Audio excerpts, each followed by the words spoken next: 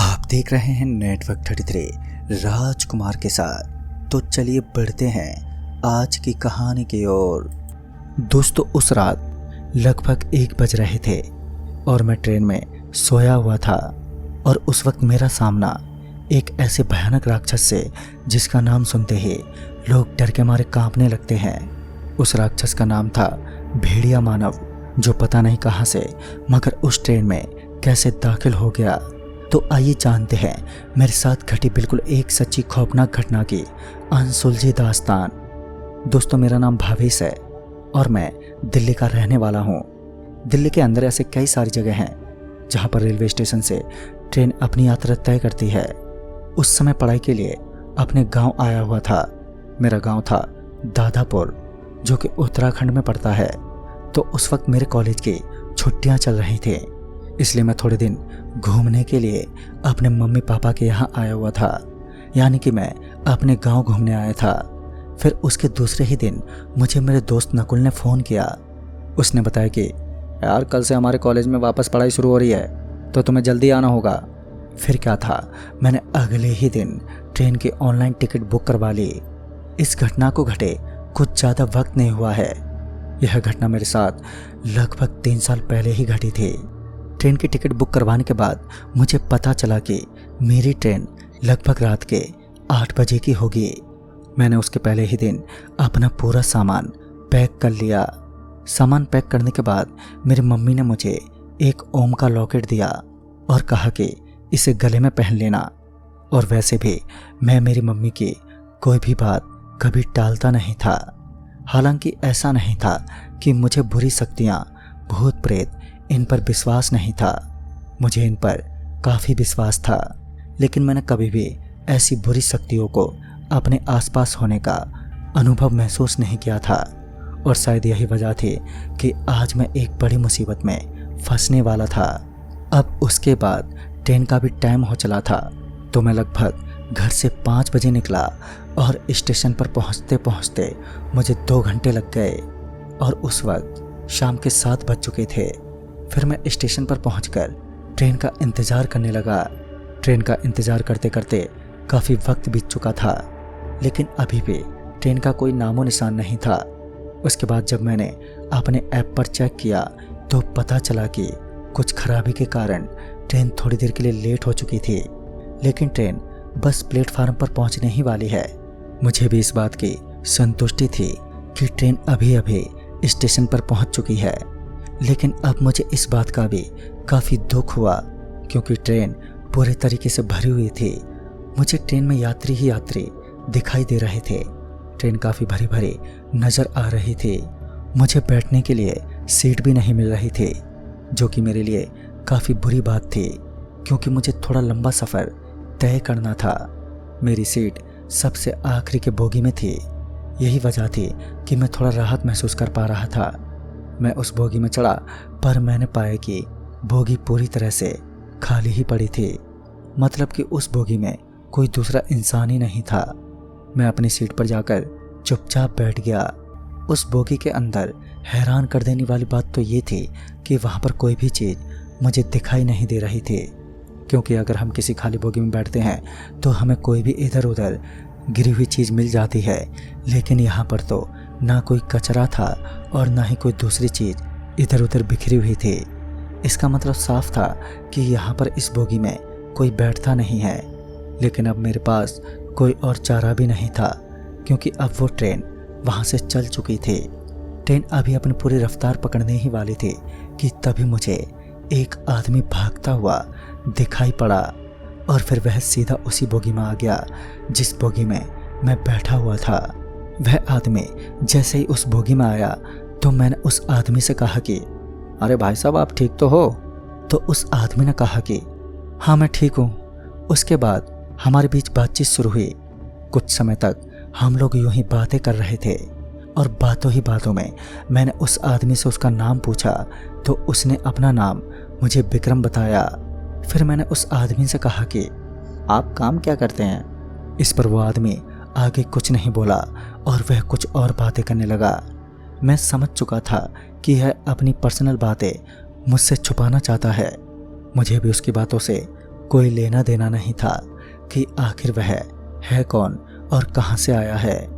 मुझे तो सिर्फ अपना सफ़र तय करना था।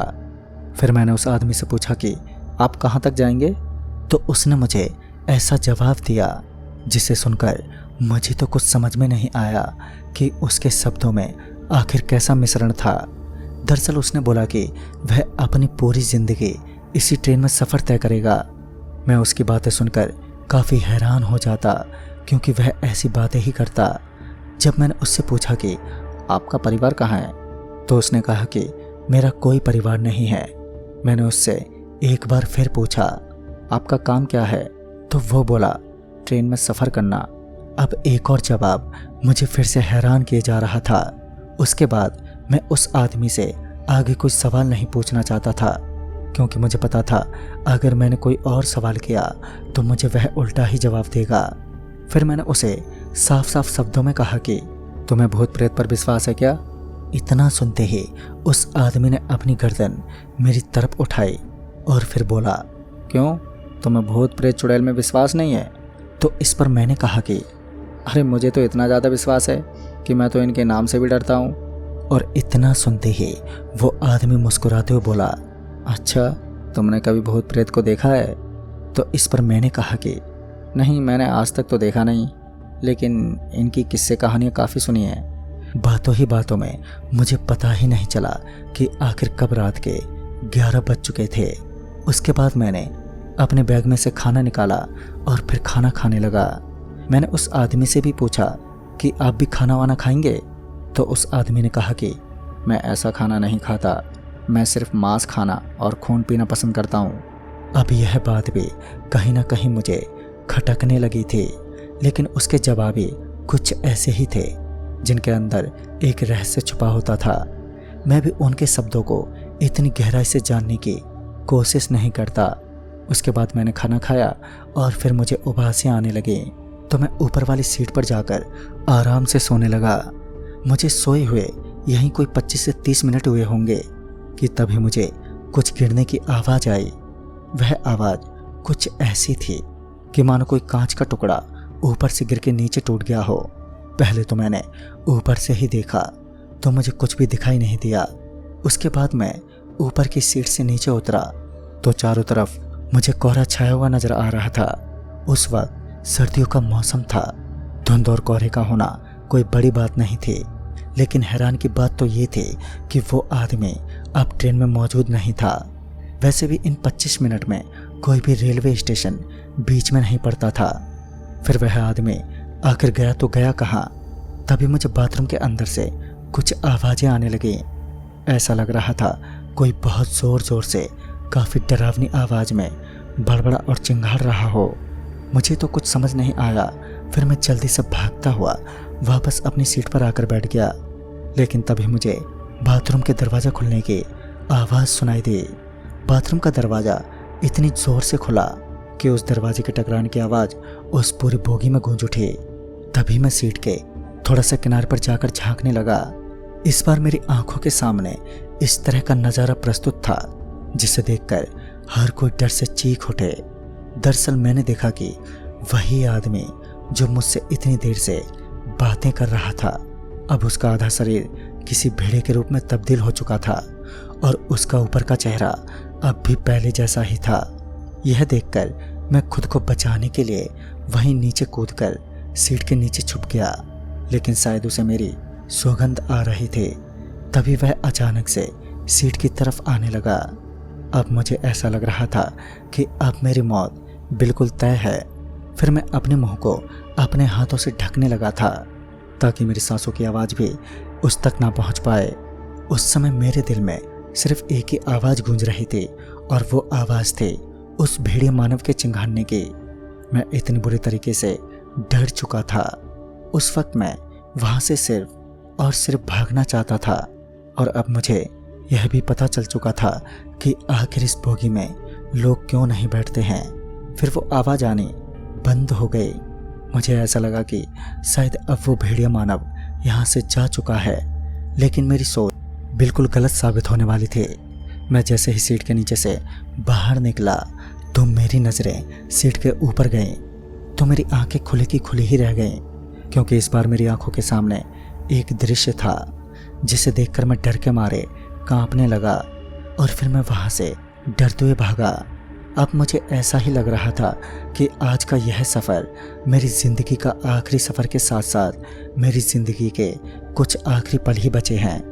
लेकिन शायद भगवान को ये सब मंजूर नहीं था। फिर वो भेड़िया मानव मेरे करीब आने लगा। मैं एक कोने की तरफ अपना मुंह करके चुपचाप डर के मारे वहीं पर बैठ गया, क्योंकि अब मुझे लगा कि अब मुझे कोई भी बचाने वाला नहीं है और अब मेरी मौत लगभग तय है। लेकिन तभी पता नहीं उस भेड़िया मानव को क्या हो गया कि वह चीखते हुए वहां से एकदम से भाग उठा। पता नहीं उसको क्या हुआ कि वह कुछ ही मिनटों में वहां से गायब हो चुका था और मैं वहीं पर डरा सहमा बैठा रहा। मैं अभी अगले स्टेशन का इंतजार कर रहा था ताकि अगला स्टेशन आते ही मैं किसी दूसरी बोगी में जाकर शिफ्ट हो जाऊं। उसके लगभग 20 मिनट बाद ही ट्रेन किसी स्टेशन पर रुकी। मैं जल्दी से उस बोगी से नीचे उतरा और फिर मैं जाकर एक दूसरी बोगी में शिफ्ट हो गया। तभी मैंने देखा कि उस बोगी के अंदर पहले से ही कई सारे आदमी मौजूद हैं। मुझे डरा सहमा देखकर उनमें से एक आदमी ने मुझे इसके पीछे का कारण पूछा, तो मैंने उन्हें विस्तार से पूरी बात बताई। मेरी ये बात सुनकर उन्हें भी इस बात पर बिल्कुल विश्वास हो चुका था, क्योंकि वह इस ट्रेन में अक्सर आया जाया करते हैं। मेरी पूरी बात सुनकर उन्होंने बताया कि उस अंतिम बोगी के अंदर एक भेड़िया मानव की भटकती रूह का वास है। पता नहीं वह उस बोगी में क्यों रहता है और इसका क्या रहस्य है। और उन्होंने मुझे वो रहस्य नहीं बताया, यह तो मुझे नहीं पता, लेकिन उन्होंने बताया कि इससे पहले भी ऐसी कई सारी घटनाएं कई सारे आदमियों के साथ यहाँ पर घट चुकी है। वह अक्सर उस बोगी में गलती से बैठने वालों को मौत की सज़ा देता है। लेकिन शायद तुम्हारी किस्मत अच्छी थी जो शायद तुमने इस शक्तिशाली ताबीज़ ओम को पहन रखा था। अब पता नहीं उनका कहना सच था या नहीं, मगर मुझे तो यही लगता है कि शायद मेरी मम्मी के द्वारा दिया गया वह ताबीज़ उस दिन मेरा रक्षा कवच बनी। उसके बाद मैंने कभी भी अकेले किसी भी ट्रेन की बोगी में बैठने की हिम्मत नहीं की और उसके बाद मेरे साथ कोई भी ऐसी घटना नहीं घटी और आज मैं बिल्कुल ठीक हूँ। लेकिन जो कुछ भी घटा वो बाकी बड़ा दिल दहलाकर रख देने वाला था। तो दोस्तों, इस कहानी में बस इतना ही। तब तक के लिए बाय एंड टेक केयर। दोस्तों, अनहोनी का कोई वक्त नहीं होता, कभी भी जिंदगी अपना पासा पलट सकती है। दोस्तों, मेरा नाम दीपक है और मैं दिल्ली में रहता हूँ। मुझे ठीक से तो याद नहीं है, मगर शायद उन दिनों मैं कॉलेज कर रहा था और तभी मुझे घर से फ़ोन आता है कि दादाजी की तबीयत बिगड़ गई है और दादाजी मुझसे किसी भी हालत में मिलना चाहते थे। दिल्ली से मेरा घर 109 किलोमीटर दूर है, तो जाहिर सी बात थी कि मुझे घर जाने में टाइम तो लगने ही वाला था। लेकिन अच्छी बात तो ये थी कि उन दोनों पापा ने मुझे मेरे बर्थडे पर एक कार गिफ्ट की थी और धीरे धीरे ड्राइविंग भी सीख भी गया था। लेकिन मैं इतना बड़ा ड्राइवर भी नहीं था कि दिल्ली जैसे बड़े शहर में गाड़ी को ड्राइव कर लूँ। मैंने अपने साथ अपने जिगरी दोस्त राधे को अपने साथ चलने को कहा, क्योंकि कुछ दिन पहले ही राधे ने कहा था कि वो मेरे साथ एक बार मेरे घर पर ज़रूर जाना चाहेगा और ये अच्छा मौका था। मुझे टेंशन थी कि अब तक दादाजी की तबीयत कितनी बिगड़ गई होगी। कॉलेज से निकलकर शाम के करीब 4 बजे मैं घर गया और अपने दोस्त राधे को भी घर बुलाया। इसी बीच 1 घंटा बीत गया। मुझे नहीं पता कि उस समय क्या टाइम था जब हम घर से निकले थे, मगर उस रात ने हमें एहसास करवा दिया कि कोई भी चीज़ इत्तेफाक से नहीं होती, बल्कि उसका कोई कारण होता है। दिल्ली जैसे बड़े नगर से गाड़ी को इतनी जल्दी कहाँ आसानी से निकाला जा सकता है। कभी ट्रैफिक आ जाता है तो कभी सिग्नल रेड हो जाता है। माथापच्ची करते हुए जैसे तैसे हम दिल्ली से बाहर निकले, तब जाकर कहीं गाड़ी की स्पीड बढ़ने लगी। इतने में ही राधे हैरत से बोला, अरे यार मैप लगा ले, रास्ता तो मैं भी नहीं जानता हूँ और तू भी गाड़ी से पहली बार सफ़र कर रहा है। तब कहीं जाकर मैंने फ़ोन में मैप लगा दिया। सड़क पर ट्रैफिक ठीक ठाक था, लेकिन बीच में ही ट्रैफिक इतना ज़्यादा बढ़ जाता कि गाड़ी की स्पीड एकदम से स्लो हो जाती थी। और तभी मेरी नज़र गाड़ी के पेट्रोल वाली सुई पर पड़ी, तो मैंने देखा कि गाड़ी बस बंदी होने वाली थी, क्योंकि गाड़ी का पेट्रोल लगभग ख़त्म हो गया था।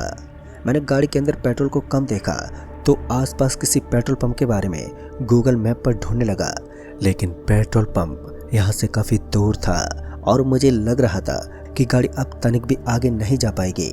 लेकिन फिर मैं भगवान से प्रार्थना करने लगा कि बस गाड़ी किसी तरह पेट्रोल पंप तक पहुंच जाए।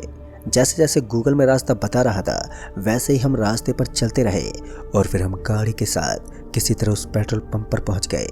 तब जाकर सांस में सांस आई और मैं गाड़ी से नीचे उतरा। कार में पेट्रोल डलवाने के बाद अब मैंने उसी पेट्रोल पंप वाले भाई साहब से पूछा, अरे भैया जी, वो दिनारपुर गांव का रास्ता यहीं से निकलता है ना? लेकिन वो आदमी मुझे काफ़ी अजीब लग रहा था। उसने मेरी ओर एक बार भी नहीं देखा। फिर एक बार मैंने उस आदमी से कहा, अरे भाई साहब, मैं आपसे ही पूछ रहा हूँ। लेकिन ऐसा लग रहा था मानो मेरी बातों का उस पर कोई असर ही नहीं है। इसी बीच मेरे दोस्त राधे ने कहा, चल तू गाड़ी को आगे बढ़ा, हम आगे जाकर देख लेंगे कि क्या करना है। और इतना सुनते ही मैंने गाड़ी को पेट्रोल पंप से निकाला और उस पेट्रोल पंप से दाईं ओर जाने वाले रास्ते पर गाड़ी को मोड़ दिया।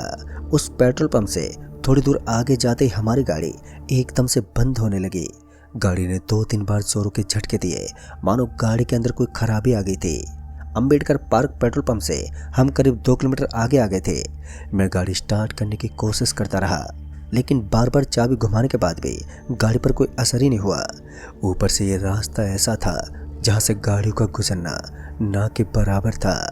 फिर मैं गाड़ी से बाहर निकला और बोनट को खोलकर उसके अंदर हो रही गड़बड़ की जांच करने लगा तो मैंने देखा कि गाड़ी के अंदर तो पेट्रोल ही खत्म हो गया था।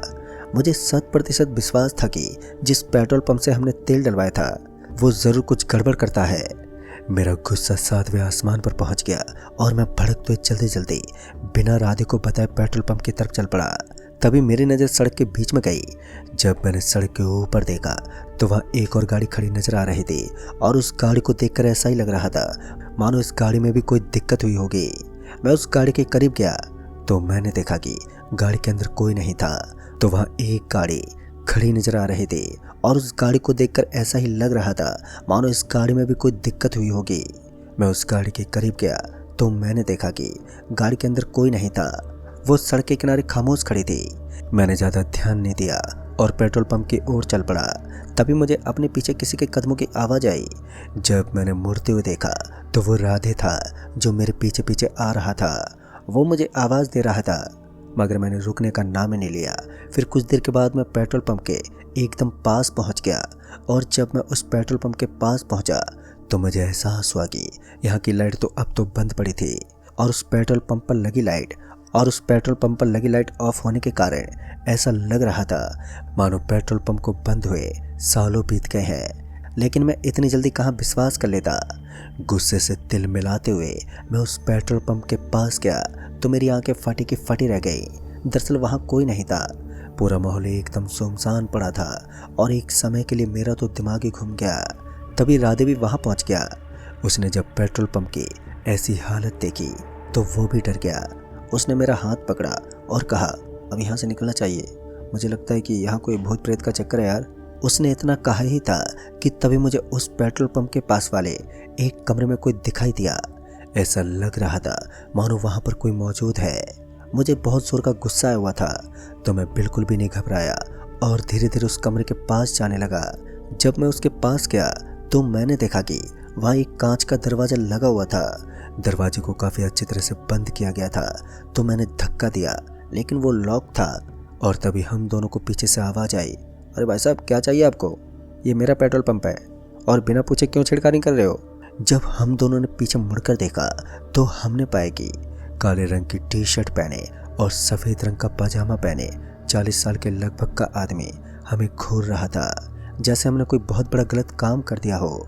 फिर मैं उसके ऊपर ही चिल्लाते हुए बोला, तुम लोग लोगों को ठगते हो। मैंने इतना ही कहा था कि अचानक ही मेरी नज़र उस आदमी के पैरों पर पड़ी तो मैंने देखा कि उस आदमी के पैर पीछे की तरफ घूमे हुए थे और वो आधे इंच हवा में उठे हुए थे। ये सब देखते मैं पूरा अंदर से कांप उठा। दादाजी मुझे पहले कुछ ऐसी ही कहानियां सुनाते थे कि उल्टे पैर वाला आदमी एक भूत होता है। मेरी सांसें ऊपर नीचे होने लगी। मैंने उसी समय अपने दोस्त का हाथ पकड़ा और उसे भागने को बोला, लेकिन राधे उस आदमी से बहस में लग गया। धीरे धीरे वो हमारी ओर बढ़ रहा था और इससे पहले कि मैं राधे को कुछ समझा पाता कि उस आदमी ने हमारे ऊपर एक झपट्टा मार दिया। हम इतनी जोर से नीचे गिर पड़े कि हमारी आंखें भी बंद हो गई और सर भारी भारी लगने लगा। अब राधे भी दर्द से करा रहा था। कुछ पलों के लिए हम दोनों जूझते रहे और जब हमने आँख खोली तो हमने देखा कि उस पेट्रोल पंप पर आग लगी हुई थी और एक आदमी तड़प रहा था। उस आदमी को इस तरह आग से जला देख मैं सहम गया था और अब धीरे धीरे वो आग की लपटें बढ़ रही थी, मानो कुछ ही देर में वो सब कुछ जलाकर भस्म कर देगी। पेट्रोल की आग कुछ देर में ही सब कुछ भस्म कर देती है, लेकिन ताजुब तो इस बात का था कि मुझे और राधे को उस आग के ताप का एहसास ही नहीं हो रहा था। 10 मिनट तक ऐसा ही चलता रहा। फिर वहाँ का पेट्रोल पंप धुआं धुआं हो गया और पल भर में ही सब कुछ भस्म सा हो गया और वो सब कुछ राख में तब्दील हो गया। फिर एक बार मुझे वही आदमी दिखा जिसका जिस्म झुलसा हुआ था और उसके शरीर से धुआं निकल रहा था। तभी राधे हड़बड़ाते हुए बोला, अबे देख क्या रहा है, चल भागते हैं यहाँ से। राधे की बात मानकर मैं उठा और वहाँ से सरपट भागने लगा। हम उस पेट्रोल पंप के एरिया से बाहर निकलने ही वाले थे कि हमें ऐसा लगा वहाँ से कोई खच्चर गाड़ी वाला निकल रहा है। मैं उसी खच्चर गाड़ी वाले की तरफ भागने लगा, लेकिन उससे पहले ही मेरे पाँव लड़खड़ा गए और मैं ज़मीन पर गिर गया। पीछे से राधे मेरे बदन पर अपना पाँव रखकर भागा। मैं घायल पड़ा था, लेकिन वो खच्चर गाड़ी वाला आदमी हमें अपनी तरफ आने का इशारा कर रहा था। राधे तो उसके पास पहुंच गया, लेकिन मैं वहीं पर पड़ा रहा। मेरे दादाजी ने बताया था कि ऐसी मुसीबत आने पर हमें कभी भी पीछे मुड़कर नहीं देखना चाहिए। मैंने ऐसा ही किया और मैं किसी भी हालत में पीछे मुड़कर देखने को तैयार ही नहीं था। उस समय मैंने खुद ही हिम्मत जुटाई और किसी तरह उठा और उठते हुए भागने लगा। किसी तरह मैं खच्चर गाड़ी वाले के पास पहुंचा। तब मैंने देखा कि भूतों का एक झुंड मेरे पीछे भाग रहा था, जिनके चेहरे बहुत ही ज़्यादा डरावने थे। कुछ के हाथ पर कटे हुए थे तो किन्हीं का बदन छलनी हो गया था। मैंने चैन की सांस ली और तब जाकर उस खच्चर गाड़ी वाले आदमी ने बताया कि सालों पहले यहाँ एक पेट्रोल पंप था, लेकिन एक दिन रईस बाप की बिगड़ौल औलाद ने बदतमीजी दिखाई और उसके साथ ही पेट्रोल पंप पर सिगरेट पीने लगा कि इत्तेफाक से पेट्रोल पंप में आग लग गई और एक जोरदार धमाके के साथ सब कुछ बर्बाद हो गया। वो लड़का भी मर गया। कहते हैं वो रात बीत जाने के बाद आज भी उनकी आत्मा इसी पेट्रोल पंप पर भटकती रहती है, जो रात में सफ़र कर रहे मुसाफिरों को तंग करती है। जिस गाड़ी को मैंने सपाट पड़ी सड़क के बीच बीच खड़ा देखा था, वास्तव में उस गाड़ी का ड्राइवर भी इसी ऊपरी शक्ति के साए में फंसा हुआ था और उसका अब तक कोई ठिकाना नहीं है। उसकी डेड बॉडी भी आज तक किसी को नहीं मिली और उसकी गाड़ी पुलिस थाने में दर्ज है। उसके बाद उस गाड़ी वाले ने हमें स्टैंड पर छोड़ दिया, लेकिन अपनी गाड़ी को अकेला छोड़कर जाना मुझे सही नहीं लगा, तो उस रात मैं वहीं रुक गया। लेकिन फिर पता चला कि ज़्यादा तबीयत बिगड़ने की वजह से मेरे दादाजी चल बसे और यह सुनकर मैं पूरा टूट सा गया था। दोस्तों, वो दिन मेरी ज़िंदगी का सबसे डरावना और दुखद भरा दिन था। आज भी मुझे अफसोस होता है कि काश मैं अपने दादाजी से आखिरी बार मिल लेता और उनसे आशीर्वाद लेता, लेकिन होनी को भला कौन टाल सकता है। जी हाँ दोस्तों, होनी सबसे बड़ी बलवान होती है। तो दोस्तों, इस कहानी में बस इतना ही। कहानी आपको पसंद आई हो तो वीडियो को लाइक शेयर ज़रूर कर दें और साथ ही हमें नीचे कमेंट बॉक्स में ज़रूर बताएं। तो मैं आपका दोस्त राजकुमार जल्द ही मिलूँगा ऐसी एक और नई कहानी के साथ। तब तक के लिए बाय एंड टेक केयर।